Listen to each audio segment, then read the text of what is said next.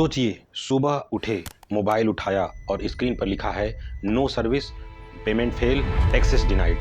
आपकी माँ ने दूध के लिए पैसे भेजने को कहा, लेकिन यूपीआई फेल हो गया। गूगल मैप्स खोला या दूसरे ऐप्स खोले, जिसका जीपीएस ही काम नहीं कर रहा। और आपकी पूरी जिंदगी का हर काम एक इनविजिबल सर्वर पर टिका है। अगर वो रुक जाए तो क्या होगा? दोस्तों, ये डर नहीं है। भारत ये दर्द पहले भी झेल चुका है। मई से जुलाई 1999, कारगिल की चोटियां। भारत ने अमेरिका से जीपीएस का डेटा मांगा और वहां से जवाब मिला नहीं। और वर्तमान में इकोनॉमिक्स टाइम्स की 4 अगस्त के छपे हुए एक न्यूज में जो आपको दिखाई दे रही होगी, हमारे देश की नायरा एनर्जी जो पेट्रोलियम को खरीदती है हमारे देश को सप्लाई करने के लिए, उस पे उसका पूरा माइक्रोसॉफ्ट ने उसके सिस्टम को ही बंद कर दिया, क्योंकि खरीदने और बेचने का सारा काम एक ऑपरेटिंग सिस्टम एक कंप्यूटर से ही किया जाता है। तो उसका सारा डेटा ब्लॉक हो गया। अब उसको मजबूर हो जाना पड़ा, बिना किसी डेटा के, बिना किसी रसीद के, बिना उसके सारी चीज़ें रुक गईं। जो हमारी सबसे बड़ी कमजोरी दिखाई देती है, तकनीकी निर्भरता। मतलब हम डिजिटल रूप से संप्रभु नहीं हैं।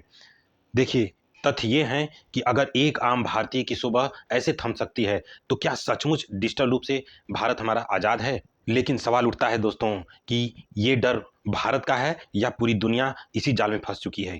यही जानने के लिए बने रहिए जिज्ञासा के साथ। और अगर ये सवाल दिल को छू रहा है तो इस वीडियो को लाइक करिए और शेयर जरूर करिएगा। जय हिंद साथियों। जरा सोचिए, अगर कल सुबह आपका फेसबुक, व्हाट्सअप, गूगल और ये जो वीडियो देख रहे हैं यूट्यूब, ये भारत में हमेशा के लिए बंद हो जाएं, तो क्या होगा? दोस्तों, ये लड़ाई सिर्फ भारत की नहीं, पूरी दुनिया अपनी डिजिटल सीमाएं तय कर रही है। चीन अपने ग्रेट फायरवॉल से एक अलग इंटरनेट चला रहा है। उसने खुद का अपना सोशल मीडिया, अपने खुद का ऑपरेटिंग सिस्टम, अपना खुद का सब कुछ बना रहा है। वहीं यूरोप में जीडीपीआर जैसे कानून जो निजता की ढाल बनाई जा रही है। वहीं नेपाल जैसे छोटे देश जिन्होंने टिकटॉक जैसे ऐप्स पे बैन लगाया है। तो यहाँ पे भारत कहाँ खड़ा है? हमारे पास 96 करोड़ इंटरनेट यूजर्स हैं, जो कि 13% से ज़्यादा हमारी डिजिटल इकोनॉमी में योगदान करते हैं, हमारे भारत की जीडीपी में। लेकिन असली मालिक कौन है? हम या फिर वो विदेशी कंपनियां जैसे कि गूगल, मेटा, अमेजन, जो अरबों कमा रही हैं? यही सवाल उठता है सोशल मीडिया गवर्नेंस का। क्या फॉरेन एल्गोरिदम हमें डिवाइड कर रहे हैं? क्या ये हमारे लोकतंत्र को, चुनावों को प्रभावित कर सकते हैं? भारत ने 2023 में digital personal data protection act लाया, जो कि डीपीडीपी के एक्ट के नाम से जाना जाता है। लेकिन क्या हम इसे इन्फोर्स कर पाएंगे? क्या ये कागज पर ही रह जाएगा? ये ऐसा मैं क्यों कह रहा हूं? क्योंकि हर एक खेल डाटा का है। डाटा के बारे में आइए देखते हैं। दोस्तों, डाटा डाटा सबसे महत्वपूर्ण चीज होता है। डाटा यानी आप मोबाइल फोन में जो भी कुछ देख रहे हैं या जिस चीज के बारे में आप बात कर रहे होते हैं, तो कई बार आप सोशल मीडिया कोई खोलते होंगे और उसी समय उसी चीज का ऐड दिखाता होगा। आपने कोई रेफ्रिजरेटर की बात की होगी तो आपको रेफ्रिजरेटर दिखाई देने लगेगा। वैसे ही आपने अगर कोई मोबाइल फोन की बात की होगी तो मोबाइल फोन दिखाई देने लगेगा आपके यहाँ ऐड में। उसी प्रकार से बहुत सारी चीजें जो आपका 24 घंटा डेटा लिया जा रहा है, और अगली जो क्रांति होने वाली है वो आपकी डेटा को लेकर है। सोचिए, अगर भारत की इतनी बड़ी कंपनी का ऑपरेटिंग सिस्टम को जाम किया जा सकता है, तो आपका सारा डेटा जो दूसरे देशों में जा रहा है, आप किस प्रकार की सोच रखते हैं, आपकी पसंद नापसंद, आपका जो फोटो है, आपका जो वीडियोस है, आप फोन में कौन से टाइप की चीज़ों को देखते हैं, आपकी जो धार्मिक किस प्रकार से आप सोचते हैं, धार्मिक रूप से किस चीज़ों को पसंद करते हैं और कौन सी चीज़ों को नफरत करते हैं, इन सारी चीज़ों का सब कुछ डेटा है आपका। आप वर्तमान में जो चीज़ देख रहे हैं यूट्यूब पे, ये भी आपका एक डेटा है कि आप किस टाइप के वीडियोस देखते हैं, और वैसे ही वीडियोस आपको दिखाया जाएगा। सोचिए दोस्तों, ये डाटा को लेकर बहुत बड़ी लड़ाई है। अगर हम आत्मनिर्भर नहीं रहे तो हमारा सारा डेटा ऐसे ही विदेशों में चलता जाएगा। तो हमारी आपकी प्राइवेसी को लेकर क्या, जो हम लोगों ने प्राइवेसी को लेकर डेटा बनाया तो जरूर है कि कानून, लेकिन सारा डेटा विदेशी कंपनियों के पास चला जा रहा है, जो मैनिपुलेट करके वो पैसे कमा रही हैं। दोस्तों, कोई भी देश अगर पूरी तरह से संप्रभु बनना चाहे डिजिटल रूप से, तो उसको 2 चीज़ों की आवश्यकता होती है। वो अपना खुद का डिवाइस यानी हार्डवेयर बनाए और उसको चलाने के लिए सॉफ्टवेयर बनाए। सॉफ्टवेयर 2 प्रकार के होते हैं। माने कंप्यूटर जो आपके सामने दिखाई देता है, मोबाइल फ़ोन जो दिखाई देता है, ये हार्डवेयर है। जो मशीन जो आपके हाथ में है, जिसको आप देखते हैं, छूते हैं, और वैसे ही उसको चलाने वाला जो सॉफ्टवेयर होता है, जिसको ऑपरेटिंग सिस्टम बोलते हैं। तो जैसे एंड्रॉयड हो गया, आईओएस हो गया, है ना, विंडोज़ हो गया, ये सारे ऑपरेटिंग सिस्टम्स हैं। तो ये सारे ऑपरेटिंग सिस्टम उसको चलाने का दिमाग है ना? तो हमको दोनों चीज़ों पे काम करना पड़ेगा। किसी भी देश को अपने हार्डवेयर के रूप में जो उसमें प्रोसेसर होते हैं, जैसा कि चाइना ने किया है, उसने खुद का अपना प्रोसेसर बना लिया है, खुद का अपना मदरबोर्ड बनाता है, खुद का अपना ही उसने जीपीयू बना लिया है जो एआई के लिए इस्तेमाल करता है। भारत इस रेस में है ही नहीं। कहीं पे भी हम लोगों ने अभी ये सारी चीज़ें जो मोबाइल फ़ोन के लिए इस्तेमाल होती हैं, वो अभी तक निर्मित ही नहीं कर रहे हैं। बल्कि हम दूसरे देश के जो निर्माता हैं, उनको बोल रहे हैं कि इंडिया में आके बनाओ। तो बनाना मेड इन इंडिया होना और मेक इन इंडिया होना, दोनों में बहुत अंतर है। दोस्तों, वो सब सारी मटेरियल को ले आके भारत में और उनको असेंबल करके बस make in India, made in India के नाम पे बेचा जा रहा है। क्योंकि भारत में जो विदेश से सामान आते हैं, उस पे टैक्स लग जाने के कारण उसका कीमत बढ़ जाता है। तो वो सारी कीमत को बचाने के लिए कंपनियाँ यहीं पे आके अपना मैन्युफैक्चरिंग कर रही हैं, जिससे उनको बहुत सारा छूट मिल जाता है। दोस्तों, हमको इन सारी चीज़ों को समझना पड़ेगा। हमारे यहाँ गंगा जी में जो रेत मिलती है, बहुत फाइन, बहुत पतली, बारीक रेत होती है। वैसे ही रेत का इस्तेमाल किया जाता है प्रोसेसर को बनाने में, जीपीयू को बनाने में, जिसको सिलिकॉन कहते हैं, उसी से निकाला जाता है। तो सिलिकॉन जैसी चीज़ों को गंगा जी के किनारे सोचिए कि कुछ ऐसे स्टार्टअप्स किए जाएँ, कुछ ऐसे युवा आएँ सामने, जो इंजीनियर हों, जो इस चीज़ को जानते हों कि किस प्रकार से इसको हम लोग बना के प्रोसेसर के लिए इस्तेमाल कर सकते हैं। तो गंगा जी की रेत हो सकता है कि आपको अभी तक भावनात्मक जुड़ाव रखती हो, लेकिन हो सकता है कि भविष्य में इसके प्रोसेसर आपके कंप्यूटर मशीन में जो आपका काम करें, आपकी इकोनॉमी में सहयोग करें, आपका जीवन बेहतर करने के लिए काम आएँ।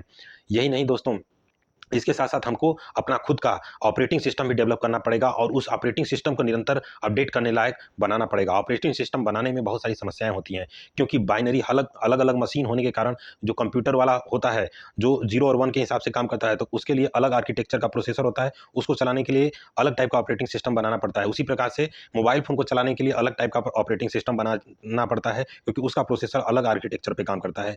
साथियों, हमको इन सभी चीज़ों के अलावा हम लोगों को अपना खुद का देश का एक ऐप सेंटर भी बनाना पड़ेगा। हालाँकि हमारे देश में एक ऐप सेंटर डेवलप किया गया है, जो कि अभी काम में है, लेकिन ज़्यादा लोग अभी इस्तेमाल नहीं कर रहे हैं। लेकिन हमको सपोर्ट करने की आवश्यकता है। हमारे देश में खुद का अपना सोशल मीडिया बनाना चाहिए, जैसे चीन ने किया है। चीन ने अपना सब कुछ बना लिया है, मदरबोर्ड से लेकर, हार्डवेयर से लेकर, ऑपरेटिंग सिस्टम से लेके, उसके यहाँ व्हाट्सएप के जहाँ पे वी चैट चलता है, उसके यहाँ फेसबुक के जहाँ पे अपना कोई बुक चलता है, मतलब फेसबुक जैसा, मतलब सोशल मीडिया भी उसका अपना है। ट्विटर के जहाँ पे वो खुद का अपना सोशल मीडिया इस्तेमाल करते हैं। उनका खुद का अपना एआई है। एआई के लिए जो चिप इस्तेमाल होती हैं, वो अपने देश में निर्मित करता है, खुद का बनाया हुआ है। एनवीडिया ने नहीं दिया, मतलब अमेरिका के बैन के कारण एनवीडिया की चिप्स अमेरिका रोक दिया है कि चीन ना उनसे ज़्यादा एआई डेवलप कर पाए, उनसे बेहतर एआई ना डेवलप कर पाए, इसके लिए रोका गया है। तो डेवलपमेंट के लिए, आगे निकलने के लिए इस रेस में भारत को अभी शुरुआत करने की आवश्यकता है। हम लोगों ने सारी वास्तविकता को तो जाना है, लेकिन इसके लिए हमको अभी भी कार्य करने की आवश्यकता है। हमारे शक्ति जैसे प्रोसेसरों को और बढ़ावा देना होगा, उनको हमारे फ़ोन तक आने तक, या हमारे दैनिक जीवन वाले जो कंप्यूटर होते हैं, जो पीसी होते हैं, जो टैबलेट होते हैं, उनको प्रयोग करने के लिए उनको उस काबिल बनाने की आवश्यकता है। साथियों, सारा खेल डेटा का है। डेटा के बारे में जो कि मैंने अभी चर्चा की है। दोस्तों, ये ग्लोबल चेस बोर्ड है और खेल बड़ा साफ है। भारत मोहरा बनेगा या खिलाड़ी बनेगा? और अब खुलासा होगा हमारे स्मार्टफ़ोन के भीतर जो छिपी हुई निर्भरता का है, उसके लिए बने रहिए जिज्ञासा के साथ। और अगर आप अभी तक सब्सक्राइब नहीं किया है, तो सब्सक्राइब कर लीजिए। ज़रा ठहरिए, आपका स्मार्टफ़ोन जो देखने में मेड इन इंडिया तो लग रहा है, लेकिन उसका प्रोसेसर कहाँ से आता है? उसमें जो ऑपरेटिंग सिस्टम है, वो कहाँ का है? मतलब सच में देखा जाए तो प्रोसेसर यानी उसका असली दिमाग विदेशी है। उसमें चलता हुआ जो ऑपरेटिंग सिस्टम है, चाहे वो किसी भी कंपनी का हो, विदेशी है। एआई की दुनिया एनवीडिया के जीपीयू पे टिकी हुई है। अगर एनवीडिया ने सप्लाई रोक दी, या उस देश ने हमारे देश पे सप्लाई करना रोक दिया, जैसा कि चीन के साथ हुआ है, तो भारत की डिजिटल इकोनॉमी ठप हो जाएगी। चीन ने लूंगसॉन सीपीयू बनाकर इस खतरे को भांप लिया। एप्पल ने भी अपना इकोसिस्टम बनाया, जैसे कि आईओएस या उसका मैक ओएस। उसके बाद उसने धीरे-धीरे ऐप स्टोर डेवलप किया, फिर एम सीरीज के चिप, जो इस समय सबसे ज़्यादा पावरफुल और बहुत अच्छे माने जाते हैं। यानी धीरे-धीरे पूरा कंट्रोल करना शुरू कर दिया। भारत ने भी कोशिशें की, भार ओएस, बॉस ओएस, लेकिन ये क्यों नहीं टिक पाए? इसमें क्या कमियां रह गईं? देखिए, पहला है हार्डवेयर की विविधता, दूसरा ऐप इकोसिस्टम की कमी, तीसरा है हैवी रिसोर्स और समय की अधिकता। सिक्योरिटी पैचेस की बहुत बड़ी चुनौती होती है, क्योंकि समय-समय पे इसको अपडेट करना आवश्यक होता है। मार्केट में एंड्रॉयड और आईओएस जैसे बड़े ऑपरेटिंग सिस्टम जो हर यूजर के हाथ में है, उनका दबदबा है। यानी साफ है कि भारत का अपना ओएस यानी ऑपरेटिंग सिस्टम बनाना बहुत कठिन है। सोचिए, अगर यूपीआई ही ठप पड़ जाए तो क्या होगा? आप जो डिजिटल लेन-देन करते हैं, जो वैश्विक रूप से हमारे देश को माना जाता है यूपीआई ट्रांज़ैक्शन के लिए, डिजिटल ट्रांज़ैक्शन के लिए, तो बहुत सारा इकोनॉमी पर, हमारी अर्थव्यवस्था पे कितना ज़ोर पड़ेगा। और कितनी इकोनॉमी पीछे हो जाएगी। कुछ घंटों या सेकंडों के लिए यदि ये सिस्टम काम नहीं करता है तो कितने करोड़ों का नुकसान हो जाता है, अरबों करोड़ों रुपयों का। दोस्तों, अगर भार ओएस जैसा आप ऑपरेटिंग सिस्टम इस्तेमाल करेंगे तो कमेंट में लिखिए यस इंडियन ऑपरेटिंग सिस्टम। और सबसे महत्वपूर्ण बात, दुनिया अब सिर्फ बाइनरी तक सीमित नहीं है, आगे है टर्नरी क्वांटम कंप्यूटिंग। बने रहिए जिज्ञासा के साथ, हम आज इन सभी बिंदुओं पर बात करेंगे। इसके साथ साथ हम आज जानेंगे कि इसका समाधान क्या है। अब भारत लगभग उस समाधान के बहुत नज़दीक पहुंच चुका है, बस थोड़े और प्रयास की आवश्यकता है, जिसको हम अंत में जानने का प्रयास करेंगे। चलिए ध्यान से आगे बढ़ते हैं। दोस्तों, भविष्य की चुनौती टर्नरी और क्वांटम कंप्यूटिंग है। हमारी दुनिया जहां 0 और 1 पर टिकी है, लेकिन अब आ चुका है तीसरा अंक, यानी -1 या 2। मतलब 0, 1 और 2 हो सकता है, या 0, 1 और -1 हो सकता है, यानी बाइनरी से आगे टर्नरी कंप्यूटिंग पर। आइए देखते हैं दुनिया में इस पर क्या क्या रिसर्च चल रहे हैं। दुनिया में रिसर्च, नॉर्वे यानी यूएसएन टर्नरी VLSI पर रिसर्च कर रहा है। वहीं कोरिया का यूनिस्ट यानी UNIST अनबैलेंस टर्नरी चिप पे काम कर रहा है। वहीं रसिया ने 1958 में सैटर्न कंप्यूटर बनाया था, जो कि टर्नरी कंप्यूटिंग पे चलता है। चाइना का CNT आधारित सर्किट, जो कि अभी रिसर्च चल रहा है उस पर। वैसे ही यूएसए का सैंडिया नेशनल सिक्योरिटी एप्स को बनाने का, डेवलप करने का काम कर रहे हैं। आइए देखते हैं भारत इस मौके को कैसे अपना सकता है। तो पहला है नेशनल टर्नरी मिशन, दूसरा है IIT CSIR लैब, और ग्लोबल कोलैबोरेशन से, मतलब दुनिया के दूसरे देश जो इसमें काम कर रहे हैं उनसे कोलैबोरेट करके हम इसको डेवलप कर सकते हैं। और चौथा है यूथ रिसर्च बूस्ट, यानी कि हमारे जो युवा हैं इसमें रिसर्च करें और इसको बूस्ट करने का प्रयास करें। दोस्तों, असली ब्रह्मास्त्र है क्वांटम कंप्यूटिंग। ऐसा मैं क्यों बोल रहा हूँ? देखिए, क्योंकि क्वांटम कंप्यूटर सेकंड्स में वो इंक्रिप्शन तोड़ सकता है जो वर्तमान में एडवांस सिक्योरिटी इंक्रिप्शन, जिसको बोलते हैं AES 256 बीट। ये जो 256 बीट का होता है, ये इंक्रिप्शन ऐसा माना जाता है कि इसको तोड़ने में कई हजारों साल लग जाएंगे, लेकिन इसे क्वांटम कंप्यूटर के जरिए कुछ सेकंडों में तोड़ा जा सकता है। और इस प्रकार से आप सोचिए कि आपका बैंक अकाउंट, आपका रक्षा नेटवर्क और आपके सारे चैट्स, आपका ऑपरेटिंग सिस्टम और आप जितना भी डेटा आप डिजिटली रखे हैं वो सब पूरी तरह से खुला हो गया। मतलब कोई भी व्यक्ति वो उसका इंक्रिप्शन तोड़कर उसको ले जा सकता है, चुरा सकता है। हो सकता है आपके बैंक अकाउंट खाली हो जाएं। सोचिए दोस्तों, क्वांटम कंप्यूटर की क्षमता कि वो जो काम सेकंडों में कर सकता है, जो वर्तमान के सबसे फास्टेस्ट जो सुपर कंप्यूटर हैं, जो अलग अलग देशों के पास, जापान, अमेरिका और चीन जैसे देश आते हैं, उन सारे कंप्यूटरों को जो गणनाएं करने में लाखों, 10 लाख, करोड़ों साल लगेंगे, वो कुछ सेकंडों, कुछ मिनटों में कर सकता है। यानी आप सोचिए कि भविष्य क्या है। दोस्तों, आइए ग्लोबल रेस को देखते हैं। इसमें अमेरिका का 50% पेटेंट अकेले है पूरे दुनिया में। सोचिए, आपने सुना होगा गूगल की विलो चिप के बारे में, जो उसने क्वांटम चिप डेवलप किया है। वहीं चाइना के 200 से अधिक फैब्स हैं। फैब्स वो होते हैं जहाँ पे चिप को डेवलप किया जाता है, जहाँ पे प्रोसेसर बनाए जाते हैं। उसको मैंने दूसरे वीडियो में बताया हुआ है, आप देख सकते हैं। वहीं यूरोप सेफ्टी फ्रेमवर्क पे काम कर रहा है और इंडिया ने अपना नेशनल क्वांटम मिशन लॉन्च तो किया है। साथियों, भारत की उपलब्धियां देखते हैं, जो मैं शुरुआत में बात कर रहा था कि हम लोग इसको किस प्रकार से एकदम करीब है, इसका उपाय किया जा सकता है, हम आत्मनिर्भर कैसे बन सकते हैं डिजिटली। तो उसमें सबसे महत्वपूर्ण बात यही है। आप देखिए, हमारी उपलब्धियों के जरिए आप समझ पाएंगे कि हम लोग कितने नज़दीक हैं क्वांटम कंप्यूटर के पास।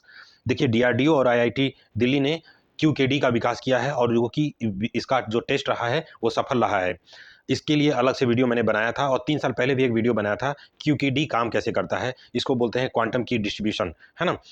ऐसे ही क्यूपाई AI इंडस यानी स्वदेशी क्वांटम चिप्स पर डेवलपमेंट हमारे देश में चल रहा है। वहीं नेशनल क्वांटम मिशन की जो शुरुआत हुई है, उसके अलावा हम लोगों ने अभी रमन इंस्टीट्यूट ऑफ टेक्नोलॉजी ने क्वांटम इंटेग्रलमेंट में बहुत बड़ी सफलता हासिल की है। मतलब आप समझिए कि हम लोग लगभग, अगर इसका प्रयोग करके हम लोग चाहें तो क्वांटम चिप या क्वांटम ऑपरेटिंग सिस्टम को अपने देश में डेवलप कर सकते हैं। क्वांटम कंप्यूटर के बहुत नज़दीक हैं। जो बात मैं शुरुआत में कह रहा था कि हम चाहें तो इसको विकसित कर सकते हैं, बस ज़रूरत है हमको आत्मशक्ति से इस पर लगने की।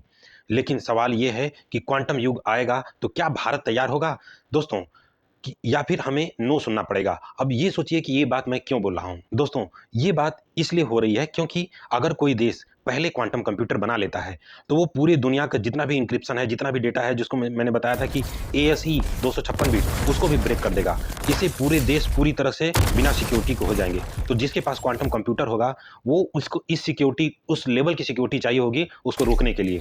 तो इस सिक्योरिटी को आपको कहीं ना कहीं दूसरे देश से खरीदना पड़ेगा, और दूसरे देश से खरीदना क्या वो दे पाएगा, या फिर वो इस बार भी नो बोल देगा। तो ये सुनना उचित रहेगा, या फिर खुद का अपना डेवलप करना आवश्यक है। सिक्योरिटी के लिए बहुत ज़रूरी है। सोचिए हमारे देश में बहुत सारी चीज़ें हैं जो सरकार द्वारा नियंत्रित की जाती हैं, जैसे RBI जैसे डेटा, DRDO के डेटा, और हमारे जो न्यूक्लियर बम हैं या दुनिया भर की जो चीज़ें हैं, GPS है, नाविक है, जैसी चीज़ें, तो उनको कंट्रोल किया जाता है कहीं ना कहीं एक ऑपरेटिंग सिस्टम, एक कंप्यूटर के जरिए, सुपर कंप्यूटर के जरिए। तो उस रेस में हम लोग नो सुनने के लिए तैयार रहेंगे या खुद का अपना आत्मनिर्भर बनने का प्रयास करेंगे। अगर आपको लगता है कि भारत इस रेस में जीतना चाहिए तो इस वीडियो को लाइक और शेयर कीजिए, क्योंकि आगे कहानी बताएगी हमारी असफलताएं और चंद्रयान 3 की सफलताओं की कहानी। बने रहिए जिज्ञासा के साथ दोस्तों। भारत ने अपना खुद का प्रयास जरूर किया है, जिसमें हाइक, कू, रेडिफ मेल, जोहो मेल जैसे प्रयास किए गए हैं, लेकिन ये टिक नहीं पाए क्योंकि एक इकोसिस्टम चाहिए होता है इनके लिए। देखिए, आपने व्हाट्सअप यूज किया होगा लेकिन हाइक नहीं, जो कि 2021 में इसको बंद करना पड़ा। कू जैसे ऐप जो ट्विटर के जैसा बनाया गया है, वहीं रेडिफ मेल जो मैं 2007 से प्रारंभ किया हूं, तब से यूज कर रहा हूं, तब जीमेल का कहीं नामो निशान नहीं था, और उस समय दो ही मेल सबसे ज़्यादा यूज किए जाते थे, इंडिया का रेडिफ मेल और अमेरिका का याहू मेल। तो अभी भी मैं उसको यूज करता हूं, क्योंकि अक्सर आपने सुना होगा कि आपका डेटा लीक कर दिया गया, या इतने सारे, अभी 1-2 महीने पहले की न्यूज़ है कि बहुत सारे जीमेल के अकाउंट हैक हो गए हैं, उनका डेटा लीक कर दिया गया है, उनकी ईमेल आईडी और पासवर्ड। लेकिन रेडिफ मेल अभी भी सुरक्षित है और वैसे ही यूज किया जा सकता है। हम लोगों को आत्मनिर्भर अपने देश की चीज़ों को यूज करने का प्रयास करना चाहिए, उनको प्रारंभ करना चाहिए कि उनको बढ़ावा मिले, जिससे वो भी नई नई चीज़ों को जोड़ के बना सकें। क्योंकि एक जीमेल की कंपनी जो गूगल थी, गूगल एक जीमेल कंपनी थी, और धीरे धीरे उसने क्या किया, एक पूरा इकोसिस्टम बनाया, उसने एंड्रॉयड जैसे ऑपरेटिंग सिस्टम बनाया, फिर अभी वो खुद का अपना डिवाइस भी बनाने लगे हैं। तो सोचिए, इकोसिस्टम से बहुत बड़ा प्रभाव पड़ता है। तो हमें भी अपने भारत में खुद का आत्मनिर्भर इकोसिस्टम बनाने की आवश्यकता है। लेकिन भारत ने भी बहुत सारी चीजें करके दिखाई हैं, जैसे अपना नाविक सिस्टम जो GPS का मुंहतोड़ जवाब है, जो कि इंडिजिनस है, हमारे भारत द्वारा बनाया गया है। नाविक को 2025 जनवरी से हर एक आईफोन से लेकर हर एक फोन में अनिवार्य कर दिया गया है। इसको इनबिल्ट, मतलब उसको यूज करने के लिए उसकी जो चिप होती है उसमें लगाई जाएगी। वैसे ही दूसरा है UPI, दुनिया का नया पेमेंट मॉडल, जो पूरी दुनिया के लोग इसको देखकर आश्चर्य में है, इसको अपनाने का प्रयास कर रहे हैं। दोस्तों, UPI पूरी दुनिया में सबसे अधिक ट्रांजैक्शन किया जाने वाला एक सिस्टम है पेमेंट का। और तीसरा है हमारा आधार, जो यूनिवर्सल एक पहचान देता है। और हमने चंद्रयान 3, अग्नि मिसाइल, ब्रह्मोस जैसी मिसाइल जैसे बहुत सारे काम कर दिखाए हैं, जो कि सबसे कम खर्च में, सबसे कम बजट में चांद तक पहुंचने वाली जो न्यूज़ थी, आपने देखा ही होगा। ये हमारे लिए एक प्रेरणा के तौर पे है, और प्रेरणा दुनिया से भी ली जा सकती है। जैसे एप्पल ने जो सबसे पहले जो बनाया था शुरुआत में, उसने ऑपरेटिंग सिस्टम बनाया था, जैसे MS-DOS जैसा सिस्टम हुआ करता था, एक ऑपरेटिंग सिस्टम। लेकिन उसको और बेहतर बना के GUI, मतलब ग्राफिक यूजर इंटरफेस वाला ऑपरेटिंग सिस्टम, जिसको हम मैक बोलते हैं, वैसा बनाया। फिर धीरे धीरे ऑपरेटिंग सिस्टम पर अपना खुद का ऐप स्टोर ले आया। ऐप स्टोर के बाद धीरे धीरे उसने इस iOS जैसी चीज़ें बनाई, जो कि एक ऑपरेटिंग सिस्टम है जो मोबाइल फ़ोन के लिए प्रयोग होती हैं। और धीरे धीरे उसने M सीरीज का, जो अभी वर्तमान में सबसे ज़्यादा एफिशिएंट जो चिप मानी जाती है, जो आपके काम के लिए कर पाती है, तो वैसा प्रोसेसर बनाया। तो ये पूरा इकोसिस्टम बना दिया, जो कि एक प्राइवेट कंपनी ने किया। ऐसे ही दूसरा एग्जाम्पल हम ले सकते हैं SpaceX का, है ना। SpaceX जो कि एलन मस्क की कंपनी है, उसने रीयूजेबल रॉकेट्स बनाए। सोचिए, जब ये लोग कर सकते हैं कि SpaceX जैसी कंपनी जो रॉकेट को अंतरिक्ष में छोड़ने के बाद वापस उसका रॉकेट यहाँ पे रीयूज होने के लिए वापस आ जाता है, क्योंकि पूरी दुनिया के जितने वैज्ञानिक थे उस समय इसको मजाक समझते थे कि किसी रॉकेट को एक बार जला दिया गया तो वो वापस आके धरती पे दोबारा रीयूज करने के लायक नहीं हो सकता। लेकिन SpaceX ने कर दिखाया, तो हम लोग भी ये कर सकते हैं दोस्तों। लेकिन सबसे बड़ी चुनौती है ब्रेन ड्रेन।